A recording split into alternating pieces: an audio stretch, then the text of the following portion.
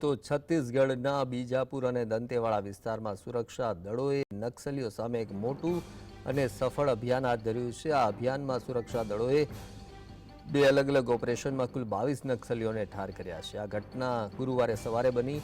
સુરક્ષા દળો બીજાપુર અને દંતેવાડાની સરહદે આવેલા ગંગાલુર પોલીસ સ્ટેશન વિસ્તારમાં નક્સલી વિરોધી ઓપરેશન માટે નીકળ્યા।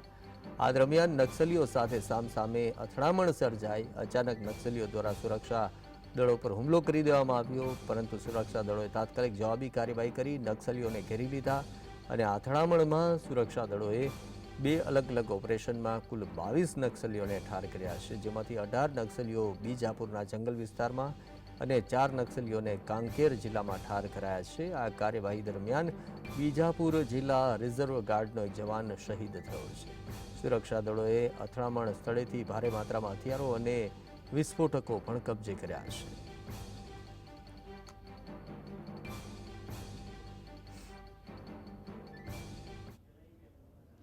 તો આ ઓપરેશનમાં નક્સલી સામે સુરક્ષા દળોની જે ચાલી રહેલી લડાઈમાં એક મહત્વની સફળતા એ મળી છે કે બીજાપુર અને દંતેવાડા જેવા વિસ્તારોમાં નક્સલીઓના ગઢ તરીકે ઓળખાય છે, જ્યાં તેઓ પોતાની હિંસક પ્રવૃત્તિઓને અંજામ આપે છે। સુરક્ષા દળોની આ કાર્યવાહીથી નક્સલીઓના મનોબળને એક મોટો ફટકો પડ્યો છે। અધિકારીઓના જણાવ્યા પ્રમાણે આ અથડામણમાં માર્યા ગયેલા નક્સલીઓમાં કેટલાક મોટા કેડરના સભ્યો પણ સામેલ હોઈ શકે છે, જેની ઓળખ કરવામાં આવી રહી છે।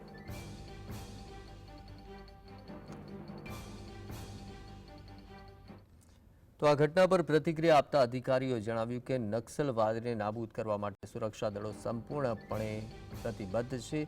કેન્દ્રીય ગૃહમંત્રી અમિત શાહે આ પહેલા કહ્યું કે વર્ષ 2026 સુધીમાં ભારતમાંથી નક્સલવાદનો સંપૂર્ણ ખાત્મો કરવાનો લક્ષ્યાંક છે। આ ઓપરેશન તે દિશામાં એક મહત્વનું પગલું છે। છત્તીસગઢ સરકાર અને સુરક્ષા દળો સતત નક્સલીઓની હિલચાલ પર નજર રાખે છે અને તેમની સામે કડક કાર્યવાહી કરે છે।